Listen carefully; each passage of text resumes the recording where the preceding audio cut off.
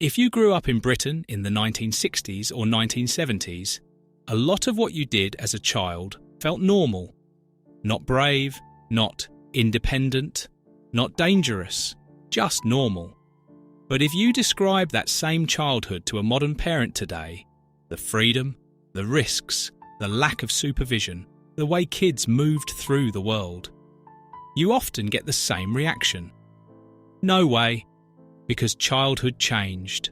The world got busier, streets got more crowded, cars increased, social expectations shifted, parenting culture changed, and the idea of what counts as safe became much stricter. So this video is not about saying the past was better. It wasn't. Some things were wonderful, some things were genuinely risky, and some things should never come back. But it's fascinating, and honestly shocking, how much British kids were allowed to do back then. So here are 15 things British kids were allowed to do that would shock parents today, and why it was normal in that era. 1. Walk to school alone, very young. In many towns and neighbourhoods, children walked to school by themselves at ages that would make modern parents panic. Sometimes in small groups, sometimes completely alone. Crossing roads, carrying bags, dealing with weather. It wasn't seen as neglect. It was seen as normal independence and a practical necessity in households where parents were busy. 2. Play outside for hours with no adult supervision. After school, weekends, summer evenings, kids were out. Football in the street, bikes, parks, fields, alleys, friends' houses. Adults weren't tracking them minute by minute.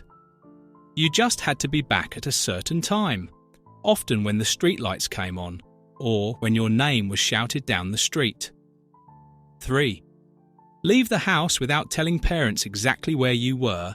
You didn't always give an address. You said, "I'm going out," and that was enough. Maybe your mum asked where, and you said, "Just round here." No GPS, no live location, no constant messaging. You were expected to manage yourself. 4. Knock on doors and ask for friends to come out. No texting. You physically went to your mate's house, knocked, and asked a parent, "Can he come out?" If they weren't in, you moved on. It was social life built on walking and doorbells, and kids got very confident about it. 5. Ride bikes everywhere with no helmet. This is one that shocks modern parents instantly. Many kids rode bikes constantly and rarely wore helmets. They rode to friends, shops, parks, and nowhere, simply because being on a bike felt like freedom. 6. Roam far from home, as long as you made it back, don't go too far, was often the main rule. But too far could still mean a surprising distance. Kids explored building sites, fields, canals, railway paths, woods, derelict areas. Some of that was incredibly risky, and accidents did happen. But it was a normal part of outdoor childhood. 7. Use public transport alone. Kids took buses by themselves, often at ages that would feel shocking now. They learned tickets, routes, stops, and timing. They learned to be street smart quickly, and in many places, it was considered normal because families didn't drive everywhere. 8. Run errands for the household. Kids were sent to the shops with coins and a note. Bread, milk, tea, sometimes cigarettes for dad in that era. They carried bags home. They handled money. They spoke to shopkeepers. They learned responsibility through routine. 9. Go into shops alone and talk to adults like it was normal. Kids didn't need an adult with them to buy simple things. They asked for what they wanted, counted money, waited their turn. It built social confidence quickly because kids interacted with adults constantly. 10. Stay in the house alone for short periods. In some families, it was normal for a child to be left at home for a bit, depending on age and maturity. Not for a full day, not always, but short periods happened. Again, modern parents often react strongly to this. But in that era, it wasn't always seen as extreme. It was part of managing a working household. 11. Play in the street among real traffic. There were fewer cars in some areas than today, but cars still existed.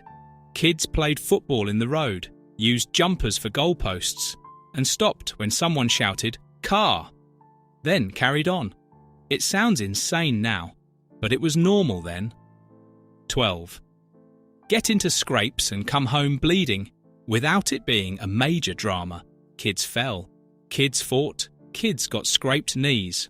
Often, the response wasn't panic, it was wash it. Put a plaster on. You'll live. Sometimes that toughness was good. Sometimes it meant injuries weren't taken seriously enough. But it was part of the era's mindset. Don't make a fuss unless it's serious. 13. Be corrected by other adults, and parents accepted it. If you misbehaved in the street, a neighbour might tell you off. If you were rude in a shop, an adult might correct you. And many parents didn't get angry at the adult for doing it. They might say, "Well, you shouldn't have done it." This community discipline would shock many modern parents, but it was common in many areas. 14. Eat, drink, and hang around places kids wouldn't now. Kids bought sweets, crisps, pop, comics, and spent time at corner shops. They hung around outside shops, bus stops, parks, places that today might be seen as loitering. But it was normal social behaviour because kids didn't have structured activities every evening. 15. Have far less adult-led structure and create their own fun. This is the biggest difference. Today, many kids have clubs, schedules, supervised activities, planned playdates. Back then, a huge portion of childhood was unstructured. You invented games. You negotiated with friends. You got bored and had to solve it. You learned how to manage conflicts without adults stepping in instantly. That built independence and resilience. But again, it also came with risks. Now, why was this normal? Because life was different. Families often had fewer cars. Parents had less time and fewer resources. Neighbourhoods were more local and connected in certain ways. And social expectations around supervision were different. But the most important reason is simple. Childhood used to contain more freedom by default, and more risk along with it. So the honest takeaway isn't bring it back. The honest takeaway is the past had a different balance between freedom and safety.